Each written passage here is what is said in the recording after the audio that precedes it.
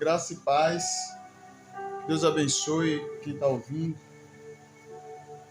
Eu vou trazer uma mensagem agora do nosso culto de ensino de terça-feira que nós tivemos em nossa igreja. E eu quero estar meditando nessa mensagem, né? Em que a gente falamos sobre a vida cristã, comparando a igreja primitiva com a igreja atual, né? A igreja dos seus primórdios com a igreja dos últimos tempos. E eu peguei como base um versículo do livro de Atos dos Apóstolos, no capítulo 9 e no versículo 31, que vai dizer da seguinte forma. A Bíblia vai falar assim, pois, as igrejas em toda a Judéia e Galiléia e Samaria tinham paz e eram edificadas e se multiplicavam, andando no temor do Senhor e na consolação do Espírito Santo. É interessante a gente observar, e a gente, ao olhar para a igreja primitiva, a gente vamos ver a diferença entre a igreja primitiva e a igreja atual. E quando a gente paramos para analisar, com certeza ficamos impressionados da forma que nós se distanciamos das nossas origens, né, dos nossos preceitos se perderam pelo meio do caminho. O nosso foco se perdeu pelo meio do caminho.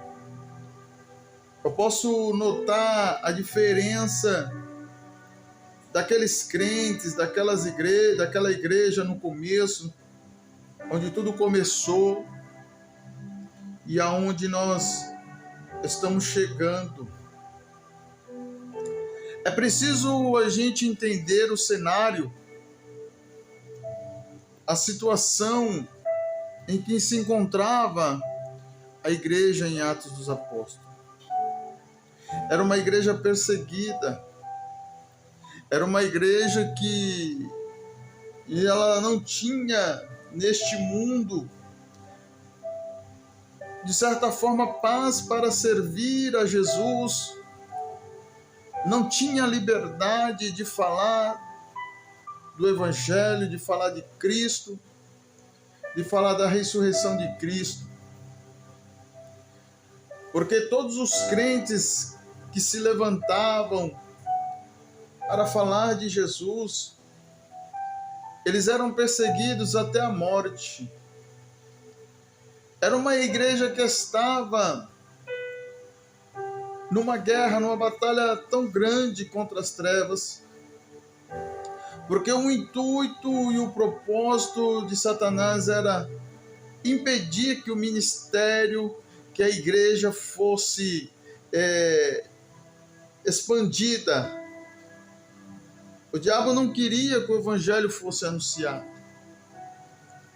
Então a igreja ela passa a ser perseguida e muitos passam a ser mortos de formas violenta e cruel.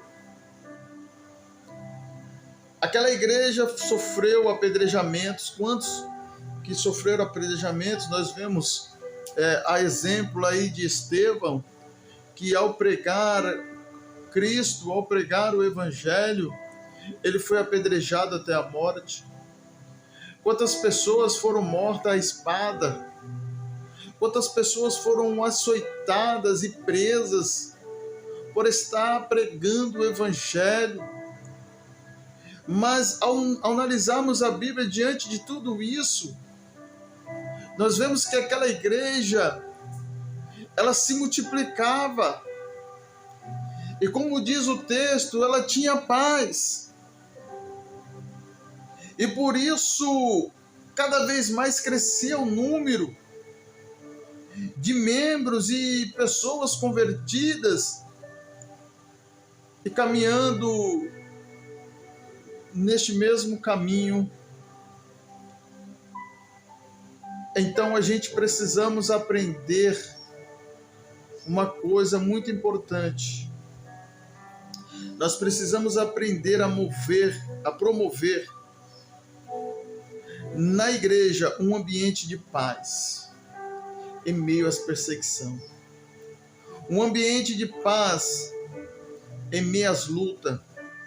Nós temos que estar no meio da tribulação, no meio das lutas, no meio da perseguição, mas dizer que nós temos paz. Porque o foco daquela igreja não era o mesmo foco da igreja atual. Porque ao analisar, nós vamos analisar agora como que era a igreja de Atos dos Apóstolos. E qual era o segredo daquela igreja. E por que aquela igreja ela tinha paz mesmo em meio à perseguição, mesmo em meio à luta, mesmo em meio à morte, ela podia dizer que tinha paz. E como que os cristãos morrendo, derramando seu sangue por amor de Jesus, sendo ali oprimida, reprimida em todo o tempo, ela crescia da mesma forma.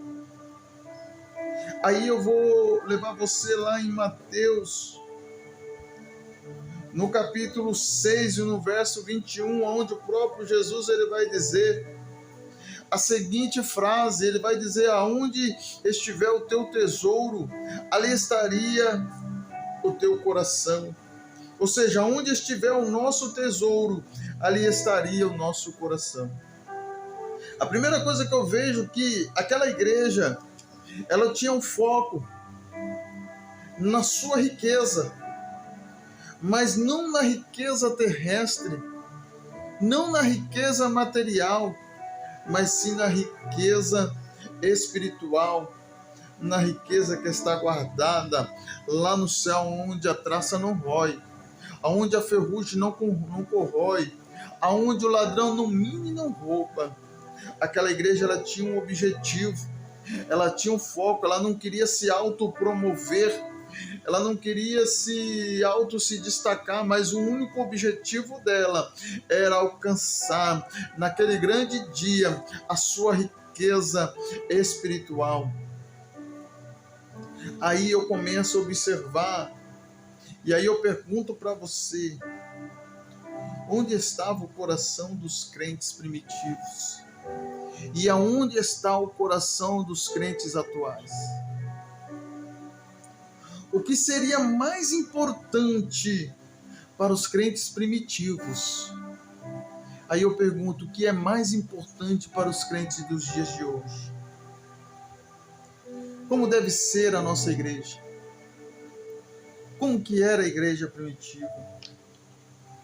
Eu quero destacar aqui 3 coisas importantes no livro de Atos dos Apóstolos. E aí nós vamos entender, nós vamos compreender o segredo daquela igreja, o segredo da igreja primitiva. Primeira coisa que eu observo naquela igreja, eu vejo que aquela igreja era uma igreja que tinha a palavra acompanhada da oração. Ou seja, a palavra de Deus era o centro daquele culto. A palavra de Deus era o maior objetivo daquela igreja, daqueles crentes. Se perguntasse para um crente naquela época, qual é o motivo que você está indo para a igreja?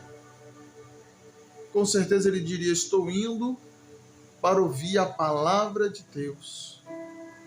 Estou indo para receber do Senhor um aconselhamento, uma exortação, um ensinamento. Estou indo para me alimentar do pão que desceu do céu. Estou indo para buscar o alimento em que a terra não pode produzir. Que este é o único alimento que vem do céu e sacia a minha fome, a fome da minha alma. Porque aqueles crentes, eles tinham sede e eles tinham fome, mas era da presença de Deus. E hoje nós vemos um cenário de que muitos crentes, e por isso eu vejo muitas igrejas e muitos pastores sendo refém do marketing, das suas propagandas, para que possa atrair o povo. Então é necessário nós desenvolver métodos para que nós possamos atrair, para que nós possamos ver a nossa igreja cheia. E aí nós inventamos tantas coisas que nós vemos hoje em dia. É culto profético, é culto de cura e libertação, é culto de portas abertas, é culto disso, é culto daquilo, é culto de intercessão, é culto não sei do que. Mas o maior objetivo, que é aprender da palavra de Deus, está ficando para trás. Não está sendo mais o foco. O povo está indo para uma igreja para buscar os seus bens material, para estar bem consigo mesmo, talvez ter uma vida financeira melhor, ter uma vida sentimental abençoada, estar livre ali das suas enfermidades, das enfermidades que tem assolado nos dias de hoje, solucionar algum problema. A vida está toda errada, a família está sendo destruída, os filhos que estão na droga. E sim, isso é muito importante, porque a palavra de Deus vai dizer que Jesus, ele liberta, ele cura, ele salva. Mas o maior foco daquela igreja era ir buscar a palavra de Deus. E eles tinham como centro do seu culto a palavra de Deus. E o assunto que rolava entre os crentes, a sua maior paixão, a sua maior desejo era viver uma vida de oração. Então eles viviam dia e noite orando e meditando com prazer nas Escrituras. Aí eu quero te levar, irmãos, lá em Salmos, no primeiro capítulo, em Salmos de número 1, e nós vamos ler o versículo-chave desta palavra, é o 2, mas eu quero ler desde o primeiro. A Bíblia vai dizer assim, bem-aventurado o varão que não anda segundo os conselhos dos ímpios. Olha só, eu já começo a ouvir a palavra de Deus a dizer, e eu já começo a entender que para mim ter uma vida abençoada, e para que eu possa obter as respostas de Deus e ter um direcionamento, eu tenho que ter sede pela palavra de Deus e examinar as Escrituras e começar a observar o que Deus fala comigo na palavra. E a palavra vai dizer que bem-aventurado, muito amado, muito feliz é aquela pessoa que não anda segundo os conselhos dos ímpios. E eu fico analisando nos dias de hoje quantos cristãos, quantas pessoas estão indo buscar conselhos de pessoas que não têm fontes de água para distribuir.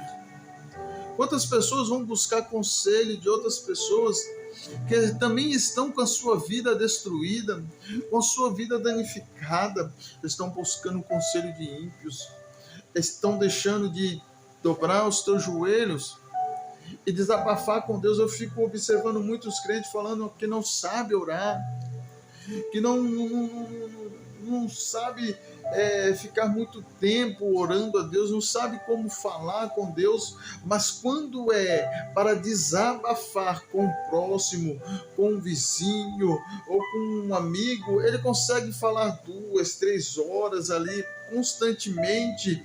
E começa a conversar buscando conselhos de pessoas que não têm conselhos bons para te dar. Ué, se Deus é o nosso amigo, porque o tempo que muitos estão perdendo discursando para o próximo que não é digno de ouvir o teu desabafo, por que você não dobra os teus joelhos e desabafa com Deus? E fala com Deus. Aí eu pergunto para você, se você quer ter uma vida financeira abençoada, você vai pedir conselhos para uma pessoa que teve a sua vida financeira destruída? Se você quer ter uma vida conjugal abençoada, uma família abençoada, você vai buscar conselhos de uma pessoa que não conseguiu salvar o seu casamento, ter uma família, ter um casamento bem-sucedido? Talvez aquela pessoa já passou por 3, 4 casamentos, aí você está buscando conselhos de uma pessoa que não tem conselho para te dar. E a Bíblia vai dizer: bem-aventurado é o varão que não anda segundo os conselhos dos ímpios, e nem se detém no caminho dos pecadores. Eu vejo muitas pessoas hoje que estão se posicionando no caminho dos pecadores.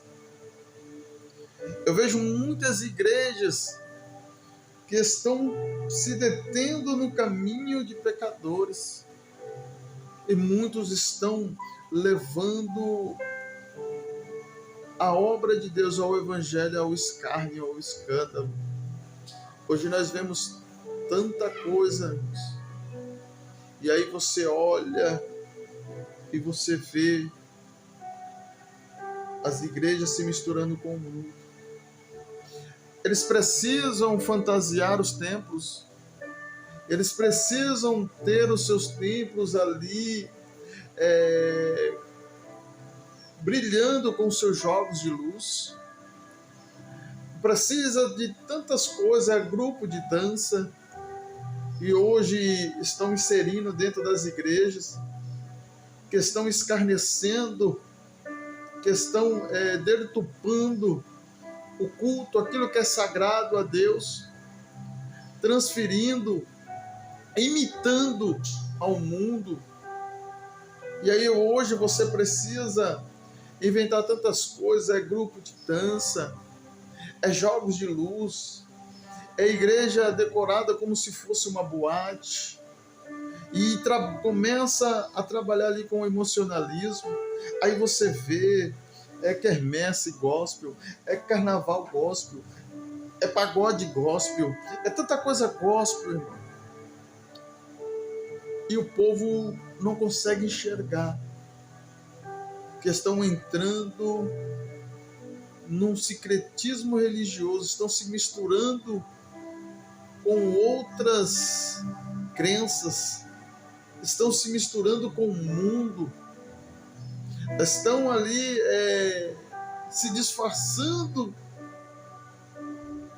de igreja, mas estão sendo mundo, estão esquecendo de ouvir o que a própria palavra de Deus diz, que aquele que se constitui amigo do mundo se torna inimigo de Deus.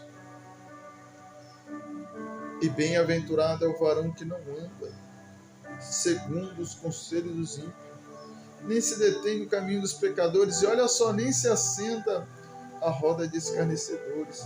Eu começo a observar que aqui, irmãos, nem todo o ambiente é para um cristão. Nem todos os ambientes é para um servo, uma serva de Deus. Nós estamos no mundo. É bem verdade que existe ocasiões que nós vamos ter que estar misturado junto com os pecadores, sim,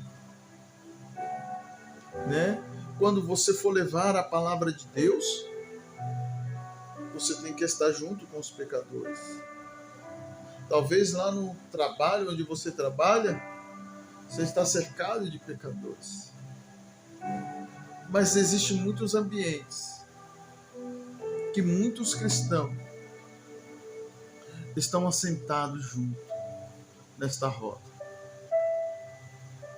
Aí eu fico vendo muitos desfrutando das coisas do mundo. Nós passamos agora, acabamos de sair do carnaval. E quantos crentes não esteve nas festas, nos carnavais, nos blocos, né?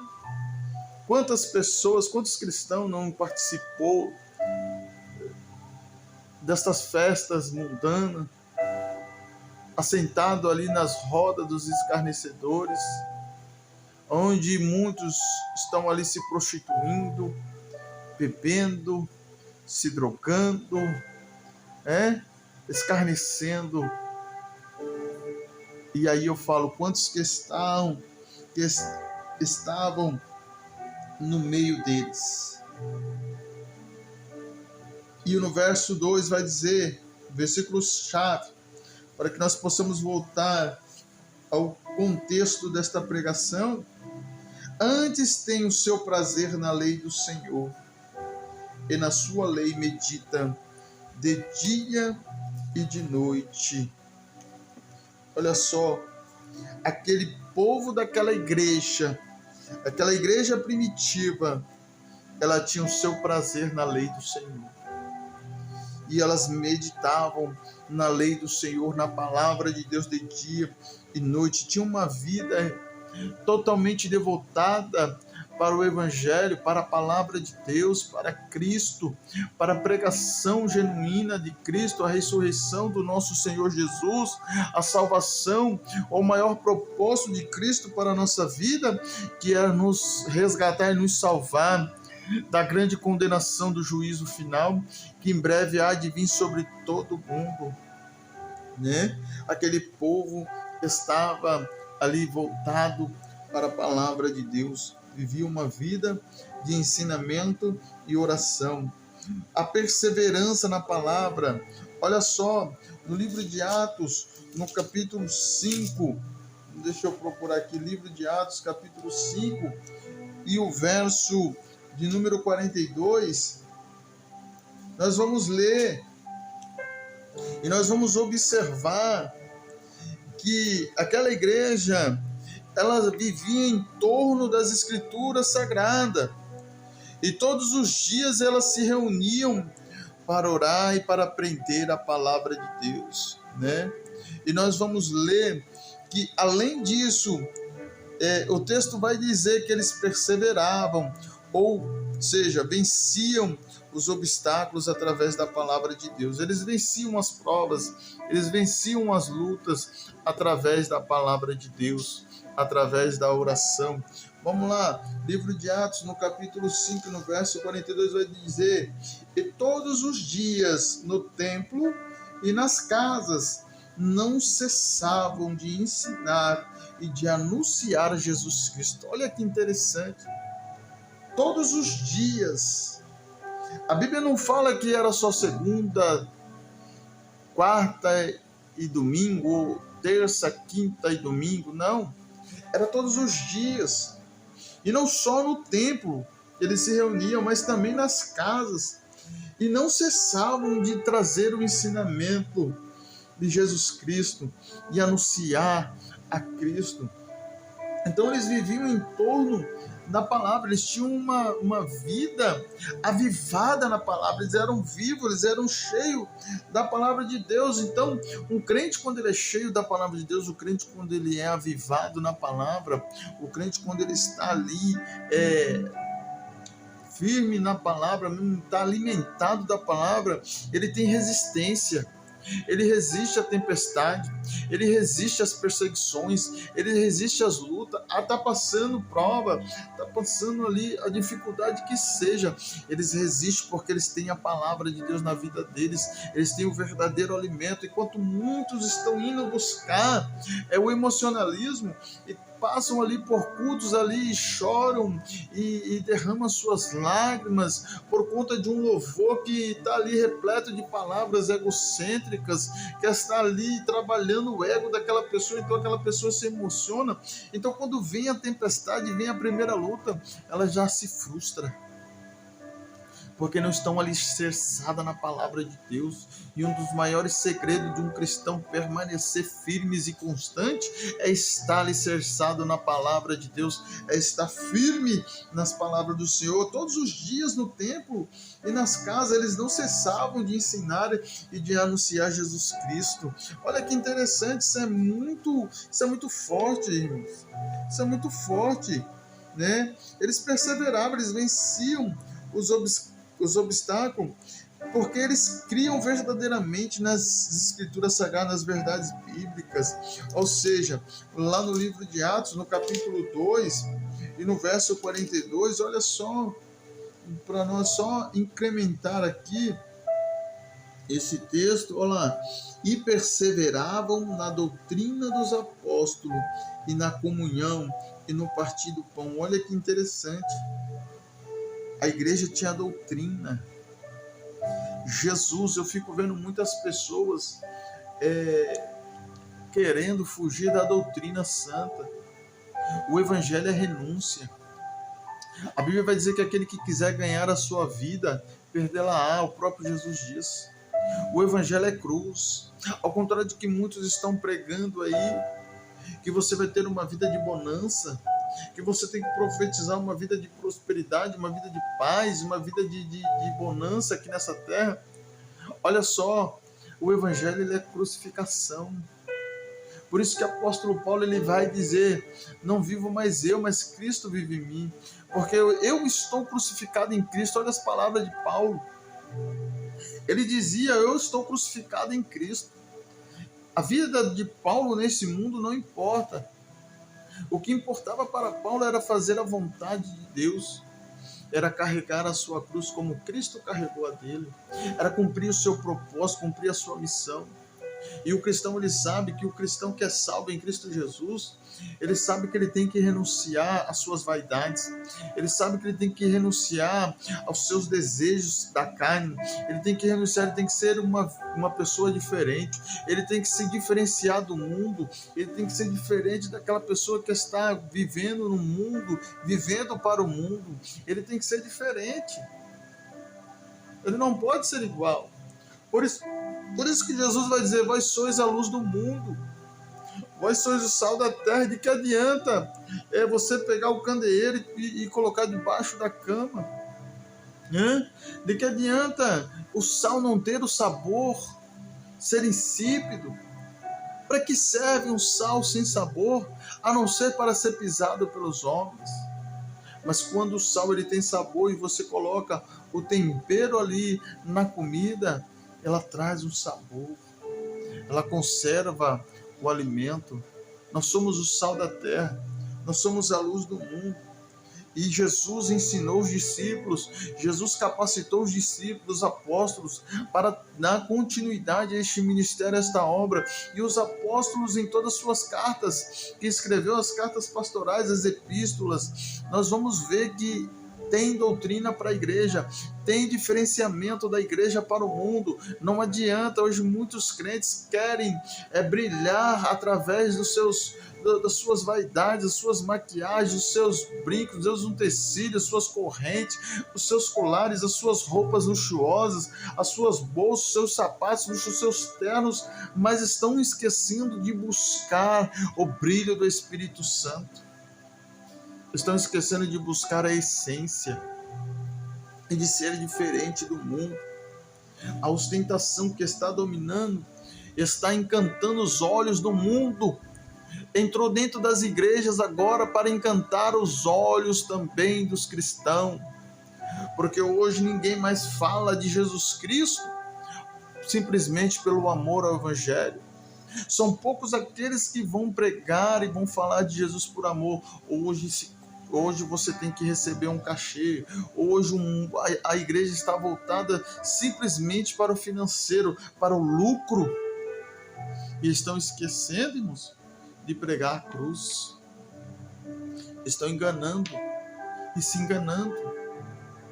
Estão esquecendo de pregar a cruz, estão esquecendo de pregar a renúncia. Estão esquecendo de pregar a santificação e a paz, sem a qual jamais veremos a Deus. Olha só, eles perseveravam na doutrina dos apóstolos. E eles tinham comunhão entre si. E eles mantinham-se fiel no partir do pão e nas orações. Nós começamos a observar o segredo daquela igreja.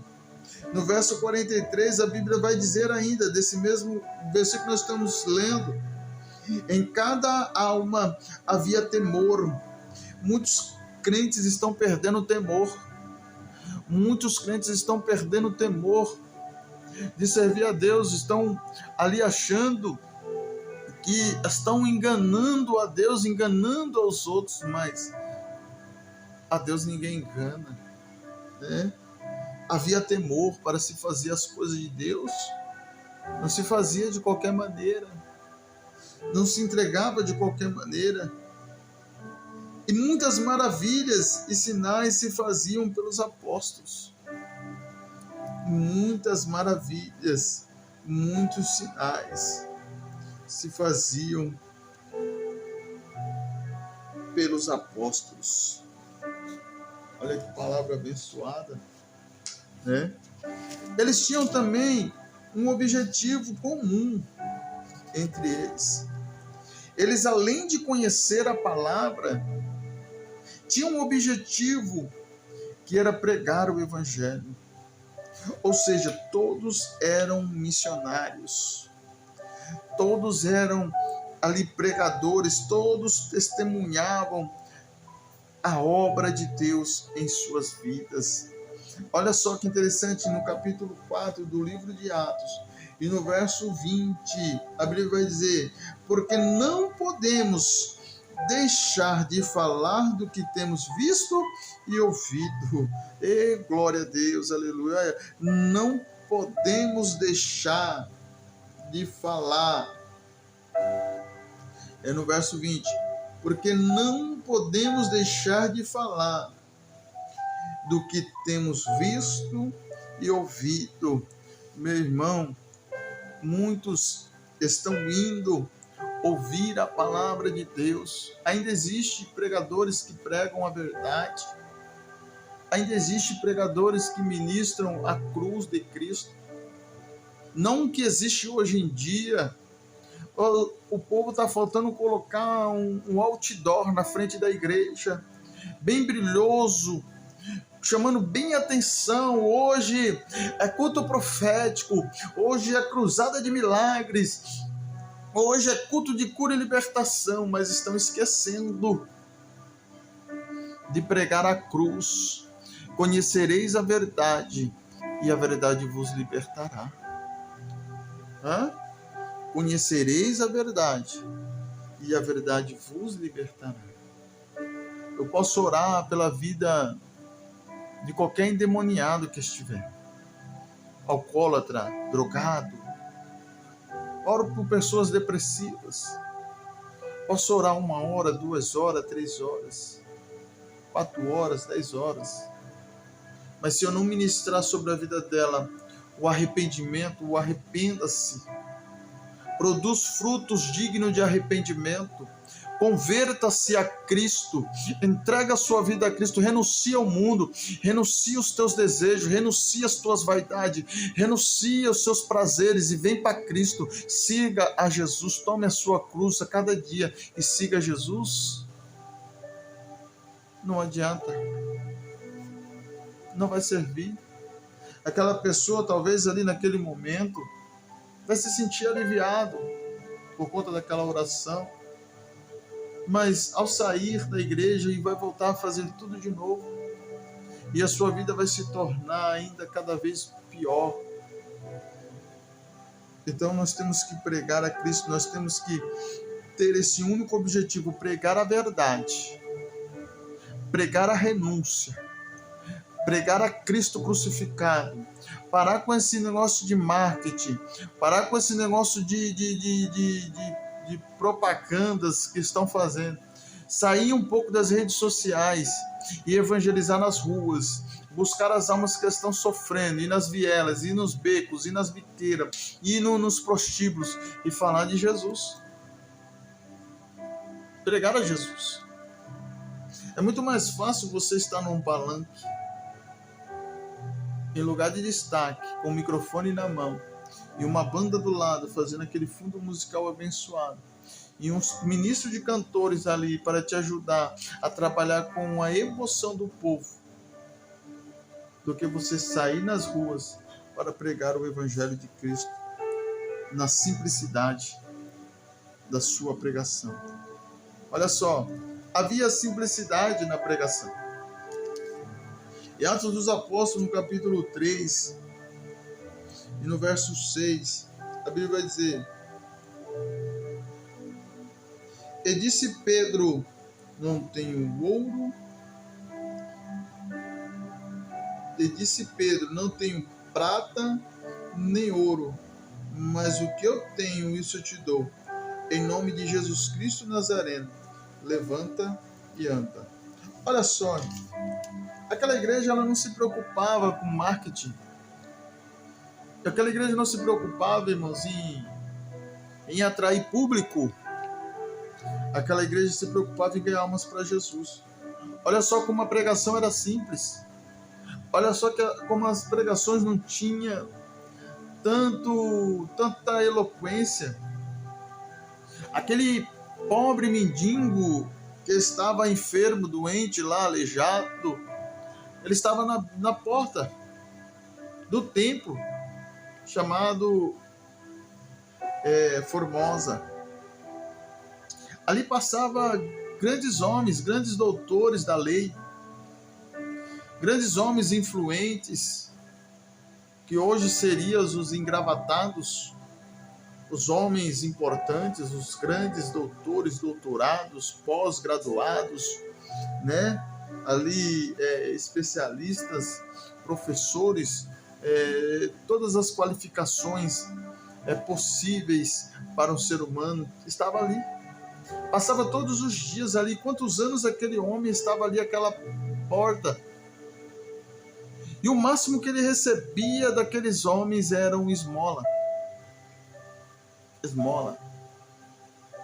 Ali estavam grandes doutores que falavam eloquentemente, cheios de si, de soberba, cheios de poder e autoridade. Mas quando Pedro ele está caminhando para o templo, olha só, talvez Pedro não tivesse ali vestido com roupas caras, finíssimas, e Pedro não tinha ali um linguajar tão eloquente. Era sim um conhecedor da palavra, sim, mas a sua simplicidade. Quando aquele mendigo, aquele enfermo olha Pedro, a reação daquele mendigo era de costume, porque a única coisa que ele recebia ali era esmola. Só que a única coisa que Pedro não tinha era dinheiro. Pedro não tinha dinheiro. Pedro, a única coisa que ele tinha era a unção de Deus. Ele veja na sua simplicidade, quando aquele mendigo espera uma esmola, Pedro olha fixamente aquele mendigo e fala: olha, vou falar aqui com as minhas palavras, eu não tenho dinheiro, eu não tenho prata, eu não tenho ouro, né?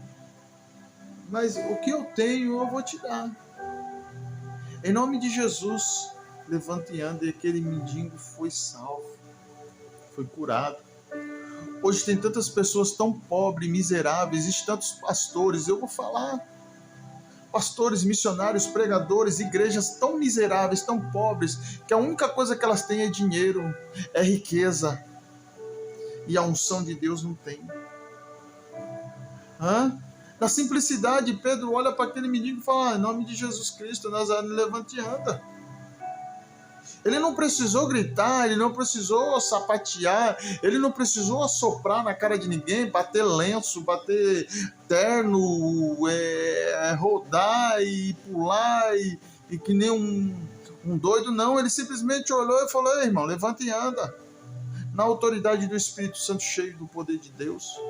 E hoje muitos estão buscando aí doutores, revelações, o homem raio-x, o homem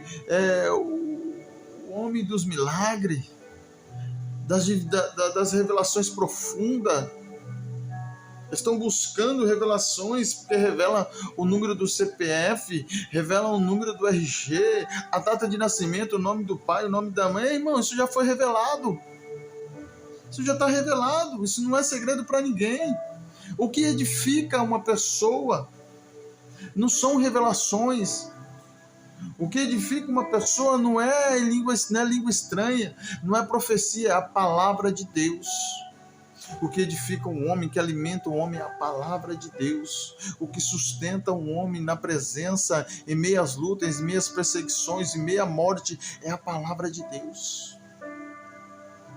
O dom vem para ajudar, sim, mas porque Deus vai perder tempo revelando CPF, RG, nome de pai, nome de mãe, e pessoas estão aí encantadas com essas coisas. E Deus não divide a sua glória com ninguém. Quantos ímpios lá no mundo também revela, prevê futuro? A palavra de Deus é a maior revelação para a nossa vida. A palavra de Deus é a maior revelação. Veja só, a fé era seguida de prática. A fé era consequência da palavra. Porque a fé vem pelo ouvir e ouvir a palavra de Deus, Romanos 10:17. Ou seja, os cristãos estavam ali a todo instante observando a palavra de Deus. E quando a pessoa, o cristão, ele ouve a palavra, ele observa a palavra, ele começa a ter fé, a fé, e a sua fé começa a aumentar, porque a fé ela vem por ouvir e ouvir a palavra de Deus. O cristão, irmãos, ele tem que estar engajado na palavra. Sem fé é impossível agradar a Deus. Para que você possa alcançar as suas bênçãos, para que você possa alcançar o teu milagre, você precisa de fé. E você, para poder obter fé, você tem que estar firmada na palavra de Deus. A fé, ela é firmada na palavra de Deus. A fé ela é baseada numa experiência pessoal. Atos dos Apóstolos, no primeiro versículo, no primeiro capítulo, no versículo 3, a Bíblia vai dizer: aos quais também, depois de ter padecido, se apresentou vivo com muitas e infalíveis provas, sendo visto por eles espaço de 40 dias, falando do que respeita ao reino de Deus. E estando com eles, determinou-lhe que não se ausentasse de Jerusalém, mas que apresentasse a promessa do Pai. E disse ele: de mim ouviste. Olha só, a experiência ímpar que aqueles discípulos tiveram de poder ver Cristo ressurreto. Cristo esteve com eles ainda 40 dias ensinando.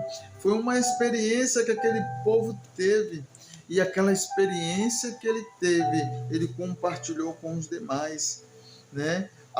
Fazendo com que a fé dos irmãos se tornasse ainda mais forte. A fé transformadora, a fé que transforma a vida. Eles tinham essa fé. Atos 19, do verso 18 ao 20. Vamos decorrer aqui para que este vídeo não fique muito longo. Se nós começarmos a falar da palavra de Deus, irmãos, é difícil parar. Porque à medida que nós vamos falando de Deus, Deus ele vai revelando a sua palavra, né? Atos 19 e o verso 18 até o 20 vai dizer: muitos dos que tinham crido vinham confessando e publicando seus feitos. Também muitos dos que seguiam artes mágicas trouxeram seus livros e os queimaram na presença de todos. Feita a conta do seu preço, acharam que montava 50.000 peças de prata. Assim a palavra do Senhor crescia poderosamente e prevalecia. Olha só, a pregação daquele povo, a pregação daqueles cristãos, era uma pregação transformadora, a ponto de pessoas, né, que estavam ali aprisionadas nas artes mágicas, como diz o texto aqui, eles se entregavam a Jesus. Quantas pessoas deixavam de seguir as suas crenças, aquilo que havia aprendido desde a sua infância, e ao se confrontar, se deparar com a verdade entrava no coração daquele povo e libertava aquele povo. Era com pregações simples, irmãos. Era com pregações que, assim, sem muito 9 horas, não posso dizer melhor, mas era uma pregação que estava cheia do poder de Deus. Por quê? Porque era um cristão, era uma igreja que vivia em santificação, era uma igreja que vivia em oração, era uma igreja que se entregava à palavra. E hoje o mundo está com fome, as almas estão sedentas, as almas estão famintas, mas da palavra de Deus, irmão. Nós precisamos resgatar o que nós perdemos nesse meio do caminho. Nós precisamos buscar, irmãos, dos primórdios, a essência que se perdeu no meio deste caminho. Foram muitos anos se passando, e à medida que os anos foram se passando, o povo foi perdendo a essência, a igreja foi perdendo ali os seus valores. Nós precisamos resgatar. Hoje tem mais valor o materialismo, tem mais valor as coisas materiais, o financeiro, do que o próprio Jesus. Quer ter uma vida próspera. A igreja vivia numa perseguição medonha, a igreja vivia sendo morta, muitos morriam, mas se multiplicavam os cristãos, porque eram pessoas vivas espiritualmente. Hoje nós vemos muitos cegos guiando outros cegos, nós vemos pessoas mortas querendo ressuscitar mortos. Não tem como. Nós precisamos voltar às nossas origens, que nós se perdemos no meio do caminho. Nós perdemos Jesus na festa. Nós precisamos encontrar Jesus. Nós precisamos retornar ao nosso posto. A fé daquele povo era comprometida com o próximo, né? Não tinha dissensão, não tinha indiferença. Era uma fé comprometida com o próximo. Lá no capítulo 4, no versículo 32 e 35 de Atos, capítulo 4 e o versículo 32. Não é 32 não. Capítulo 4 e o versículo... Não, estou fazendo confusão aqui. Esse já que o vento bateu aqui na Bíblia que levou as folhas. Vamos lá. Atos, capítulo 14, o verso 22. Isso. 14, o verso 22 e o verso 23. Fé. Vamos lá. Deixa eu folhear aqui a Bíblia aqui, que eu estou com o ventilador ligado aqui, está me atrapalhando. Atos, capítulo 14 e o verso 22 e 23. Vamos lá. 14, 22 e 23 vai dizer: confirmando o ânimo dos discípulos, exortando-os a permanecer na fé, pois que por muitas tribulações nos importa entrar no reino de Deus. Olha só que interessante. Confirmando o ânimo dos discípulos, exortando a permanecer na fé, pois que por muitas tribulações nos importa entrar no reino de Deus. E havendo-lhes por comum consentimento eleito anciões, algumas traduções presbíteros, em cada igreja, orando com Jesus, e encomendaram ao Senhor em quem havia crido. Era uma fé incondicional. Eles criam na vontade soberana de Deus, mesmo diante dos problemas, mesmo diante dos mártires, mesmo vendo Estevão sendo morto, apedrejado, mesmo Paulo estando em naufrágio, mesmo acontecendo tantas coisas naquela época, eles se consolavam. A fé deles era uma fé incondicional. Eles criam na vontade soberana de Deus.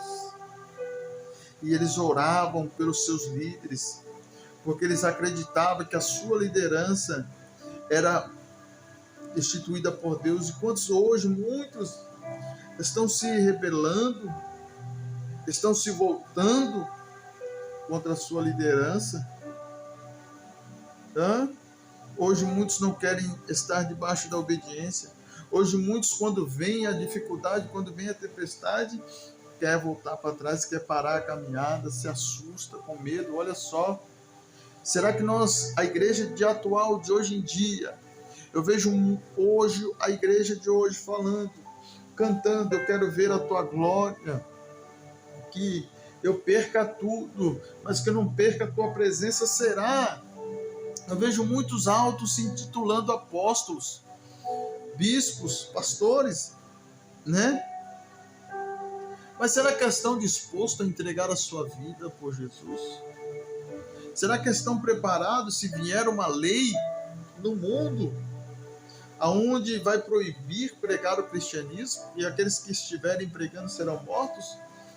Quantos pregadores desistiriam de pregar o evangelho? Será que esses pregadores que estão acostumados a cobrar cachê de forma absurda, obritante, né? Como diz, cachês muito alto, será que esses continuariam pregando a palavra de Deus? Mesmo sabendo que o seu pescoço podia ser decapitado? Será que esses apóstolos que se intitulam apóstolos hoje seriam capazes de morrer, perder a sua vida, sem negar a Cristo? Será que eles teriam condições de serem assados vivos, esfolado, seu couro todinho vivo, ser levado a vários tipos de tortura, sem negar a Cristo? É para parar para refletir. É fácil ser apóstolo hoje quando você tem uma BMW na garagem.